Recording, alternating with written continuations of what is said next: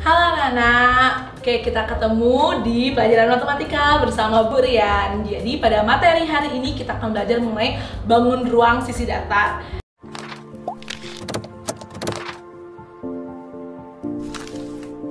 Ini bukan materi yang baru lagi untuk kalian karena saat kalian SD itu udah dapat materi ini kan? Oke, Ibu hanya mengulang sedikit. Jadi bangun ruang sisi datar. Di awal kita mau cek tahu dulu apa sih bangun ruang itu. Jadi bangun ruang adalah suatu bangun 3 dimensi. Jadi 3 dimensi kita bisa melihat benda ini dari berbagai sisi yang memiliki volume atau isi. Jadi ada volumenya atau ada isi di dalamnya. Itu namanya bangun ruang. Nah, bangun ruang ini terbagi menjadi dua, yaitu bangun ruang sisi datar dan juga sisi lengkung. Nah, bangun ruang sisi datar ini adalah bangun ruang yang sisinya atau dibatasi oleh bidang datar. Jadi, bidang datar itu apa aja sih, Bu? Oke, kita ingat-ingat lagi. Bidang datar itu seperti segitiga, segi empat, di mana segi empat itu ada persegi, persegi panjang. Kemudian, kalau bangun ruang sisi lengkung, nah kalau sisi lengkung itu berarti dia dibatasi oleh bidang-bidang yang berbentuk lengkung, itu seperti lingkaran. Jadi pada hari ini atau pada materi di kelas 8 ini kita akan berfokus pada bangun ruang sisi datar atau bangun ruang yang dibatasi oleh bidang datar. Nah, pada bangun ruang sisi datar ini kita akan menemukan istilah-istilah atau bagian-bagian dari bangun ruang. Yang pertama itu ada sisi, dan tadi kita bahas sisi-sisi. Nah, apa sih itu sisi? Jadi sisi adalah bangun ruang yang membatasi wilayah antara ruang satu dengan ruang lainnya. Jadi kalau bahasa sederhana itu adalah tutupnya atau yang membatasi volume dari bangun ruang itu. Yang kedua ada rusuk. Oke, jadi rusuk ini sering disamakan sama sisi, tapi beda ya. Jadi rusuk itu adalah pertemuan dua sisi. Jadi satu sisi dengan sisi lainnya akan dipertemukan dan akan membentuk garis. Itu yang namanya rusuk. Oke, jadi ada dua, ada sisi atau bidang dan juga rusuk. Yang ketiga ada titik sudut. Nah, kalau titik sudut ini pasti kalian juga udah sering lihat, oh titik sudut Bu, berarti titik-titik di pojok-pojoknya ya, sudut itu pojok. Jadi titik sudut itu pertemuan antara dua rusuk atau lebih. Jadi satu rusuk, satu garis kemudian dipertemukan. Nah, di titik itulah namanya titik sudut. Ya, pasti bisa membayangkannya. Yang keempat dan kelima itu ada diagonal sisi dan diagonal ruang. Jadi diagonal sisi ini adalah garis diagonal, jadi yang menghubungkan dari sudut ke sudut lainnya, dimana jika diagonal sisi ini menghubungkan pada satu bidang yang sama atau pada satu sisi yang sama. Misalkan nih diagonal sisi yang di depan berarti hanya di bagian sisi yang di depan saja. Sedangkan kalau diagonal ruang itu menghubungkan sudut dari satu sisi ke sisi lainnya. Jadi dia bisa menyeberang. Itu nama diagonal ruang karena dia berada dalam ruangan atau dalam volume bangun ruang itu. Nah, istilah yang terakhir atau bagian yang terakhir yaitu bidang diagonal. Jadi di sini bidangnya berarti bukan dalam bentuk garis tapi dalam bentuk bidang. Dia akan menyilang juga dari satu rusuk ke rusuk lainnya dalam bentuk menyilang. Nah, untuk lebih jelasnya kita akan masuk ke dalam apa saja sih bangun ruang sisi datar itu. Jadi bangun ruang sisi datar ada 4. Kita masuk yang pertama yakni kubus. Nah, kubus seperti biasa karena sudah sering juga melihat kubus, di mana kubus ini terdiri dari 6 sisi yang merupakan persegi. Jadi ke-6 sisinya adalah persegi yang panjangnya sama. Pada kubus sendiri itu ada diagonal ruang dan ada diagonal sisinya juga. Bisa kalian lihat di sini juga ada contoh dari jaring-jaring kubus. Pasti saat SD juga kalian sudah pernah melihat jaring-jaring, di mana jaring-jaring ini berarti bentuk datarnya atau bentuk 2 dimensi dari bangun ruang itu sendiri. Jadi saat digabung jaring-jaring ini akan membentuk kubusnya atau membentuk bangun ruang itu. Nah, berikutnya kita lanjut ke sifat-sifat atau bagian-bagian dari kubus. Oke, jadi seperti tadi Ibu bilang, jadi kubus itu terdiri dari sisi tertutupi dari sisi-sisinya itu adalah merupakan persegi atau bujur sangkar. Jadi ke-6-nya, jadi 6, di mana aja sih 6 Bu? Di atas, di bawah, kiri, kanan, depan, dan belakang. Nah, ada 6 sisi, kemudian memiliki 12 rusuk yang sama panjang. Yang kemudian ada 8 titik, ini 8 titik, 4 titik di atas dan 4 titik di bawah. Ini adalah bagian-bagian dari kubus yang bisa kalian langsung lihat pada bentuk kubusnya. Kemudian mempunyai 12 diagonal bidang, di mana 12 diagonal bidang ini 2 diagonal bidang di setiap sisinya. Jadi 2 kali 6 ada 12 diagonal bidang. Kemudian mempunyai 4 diagonal ruang. Dan kita lanjut. Nah, setelah kita tahu apa saja bagian-bagian dari kubus, kita bisa mencari tahu volumenya, kemudian luas permukaannya, dan juga panjang diagonal bidang dan panjang diagonal ruangnya. Oke, diagonal bidang ini sama dengan diagonal sisinya ya.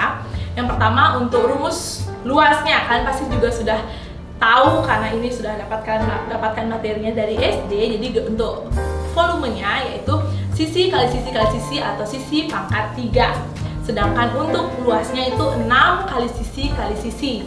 Jadi kalau volumenya itu ada sisi pangkat 3, sedangkan luasnya 6 kali sisi pangkat 2. Kemudian untuk kelilingnya atau panjang keseluruhan rusuknya itu adalah 12 kali sisi.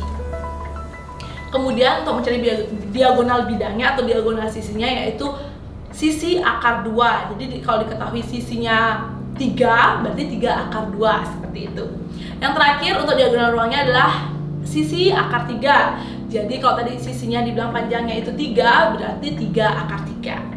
Itu untuk kubus ya. Jadi kita sudah lihat gambar kubusnya, kemudian kita lihat jaring-jaringnya, ada bagian-bagiannya, dan juga kita bisa mencari tahu luas, volume, kemudian keliling, panjang diagonal bidang dan panjang diagonal ruangnya.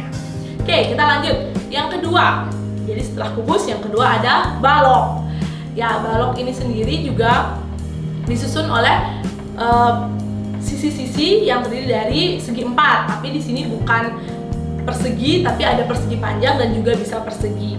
Dimana ini artinya pada balok dia tidak memiliki panjang sisi yang sama seperti kubus, melainkan dia memiliki pasangan-pasangan sisi yang sama, atas dengan bawah, kiri dengan kanan, depan dengan belakang. Di sini juga ada contoh jaring-jaring baloknya, dimana jaring-jaring balok ini kalian bisa coba buat sendiri. Jadi nggak harus dari kertas. Kalau kalian bisa mencoba dari benda lainnya itu lebih bagus lagi. Nah, setelah kita tahu bentuknya, kita lanjut ke bagian-bagian dari balok sama seperti kubus tadi. Jadi balok juga terdiri dari 6 sisi ya, atas bawah, kiri kanan, depan belakang. Dan terdiri dari 12 rusuk, di mana 3 rusuk itu memiliki panjang yang sama dan sejajar. Jadi dia terbagi menjadi 3 bagian, 3 kali 4, jadi yang sama panjangnya. Kemudian memiliki 8 titik sudut juga sama seperti kubus tadi. Memiliki 12 diagonal bidang dan juga 4 diagonal ruang. Jadi sama ya seperti kubus, bedanya hanya sisi-sisinya itu tidak sama panjang atau bukan persegi yang sama panjang. Kita lanjutkan ke volume dan juga luasnya. Dimana volumenya itu adalah panjang kali lebar kali tinggi. Jadi di balok ini kita tahu ada panjang, ada lebarnya dan juga ada tingginya. Tidak seperti kubus yang sama semua sisinya. Untuk luasnya yaitu 2 kali panjang kali lebar ditambah panjang kali tinggi ditambah lebar kali tinggi. Jadi kita kalikan dulu untuk bagian panjang kali lebarnya, lebar kali tinggi, dan panjang kali tingginya dijumlahkan baru dikali 2 karena ada 2 pasang masing-masing. Kemudian untuk kelilingnya 4 dikali panjang tambah lebar tambah tinggi. Ini nanti kita bisa coba langsung di contoh soalnya ya. Jadi ibu cuma terangkan sedikit di sini mengenai rumus-rumusnya. Oke, kita lanjut untuk yang berikutnya yaitu ada prisma. Nah, jadi setelah kita ada 2 ya, tadi ada kubus, kemudian ada balok, yang terakhir ada prisma. Nah, kalau prisma ini adalah bangun ruang yang dibatasi oleh 2 buah bidang yang berbentuk segi banyak yang sama dan sejajar. Jadi bagaimana sih Bu maksudnya? Jadi dia punya tutup dan alas yang bentuknya sama. Jadi dikatakan sejajar karena dia tidak berpotongan dengan bentuk yang sama. Nah, di sini prisma ini dia punya berbagai jenis, jadi sesuai dengan segi N atau berapa banyak sisinya. Jadi di sini ada prisma segi 3, prisma segi 4, segi 5, dan segi banyak lainnya. Sesuai dengan tutup dan alasnya, itu penamaannya. Jadi misalkan tutup dan alasnya berbentuk segi 6, berarti dia namanya prisma segi 6.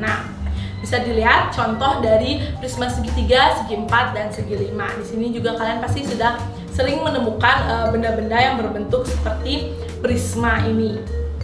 Nah, di mana prisma ini adalah bangun ruang sisi datarnya, sedangkan bangun ruang sisi lengkungnya itu berbentuk tabung karena dia alas dan tutupnya lingkaran. Sedangkan di bangun ruang sisi datar itu udah prisma dengan segi N-nya. Oke, kita lanjut ke bagian-bagian dari prisma. Nah, prisma ini dia memiliki jumlah titik sudut, jumlah bidang yang berbeda-beda sesuai dengan seginya.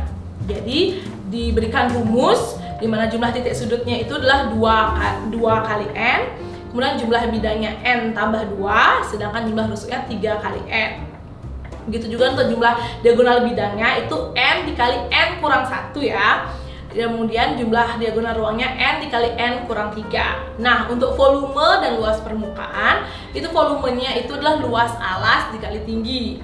Oke, luas alas itu akan sama dengan luas tutupnya ya, jadi bisa menggunakan luas alas atau luas tutupnya. Sedangkan luas permukaan itu berarti luas dari sisi-sisinya, keseluruhan sisinya, yaitu 2 kali luas alas ditambah jumlah luas sisi tegaknya. Jadi 2 kali alas berarti alas dan tutupnya kemudian dijumlahkan dengan sisi-sisi tegak di sampingnya. Jadi kalau prisma segi 4 berarti ada 4 sisi tegaknya. Kalau prisma segi 5 ada 5 sisi tegaknya. Itu harus disesuaikan ya dengan rumus persegi panjang karena nanti sisi-sisi tegaknya berbentuk persegi panjang. Nah, itu prisma. Jadi setelah kubus, balok, prisma, yang terakhir adalah limas. Nah, limas ini adalah bangun ruang yang dibatasi oleh alasnya segi N, jadi hanya alasnya saja, dan memiliki puncak. Nah, inilah yang membedakan prisma dengan limas. Kalau prisma dia alas dan tutupnya sama, bentuk yang sama, ukurannya sama, sedangkan limas memiliki alas segi N, jadi bisa segitiga, segi 4, tapi memiliki puncak. Nah, untuk unsur-unsur atau bagian dari limas ini juga sama seperti prisma, dia tidak bisa ditentukan pasti, disesuaikan dengan seginya. Kalau dia segi 3 berarti untuk jumlah titik sudutnya 3 tambah 1. Jadi kalian bisa lihat rumus-rumus untuk unsur-unsur dari limas segi N. Begitu juga dengan volume dan luas permukaannya. Kalau volumenya dia 1/3 dikali luas alas dikali tinggi, sedangkan prisma tadi kan hanya luas alas kali tinggi. Sedangkan pada limas itu 1/3 kali luas alas kali tinggi. Untuk luas permukaannya sama, yaitu luas alas ditambah jumlah luas dari sisi tegaknya. Nah, jadi itulah tadi mengenai bangun ruang sisi datar. Jadi di video kali ini Ibu tidak memberikan contoh soalnya dulu, kita hanya mempelajari dulu lebih dalam tentang apa sih bangun ruang dan kemudian bagian-bagian bangun ruang sisi datar dan juga apa saja bangun-bangun yang merupakan bangun ruang sisi datar, yaitu ada 4, kubus, balok, prisma, dan juga limas. Baik, demikian video untuk hari ini. Semoga kalian bisa paham, bisa dicatat semua rumus-rumusnya dan bagian-bagiannya untuk lebih paham dan lebih mengenal bangun ruang sisi datar. Terima kasih ya Kana.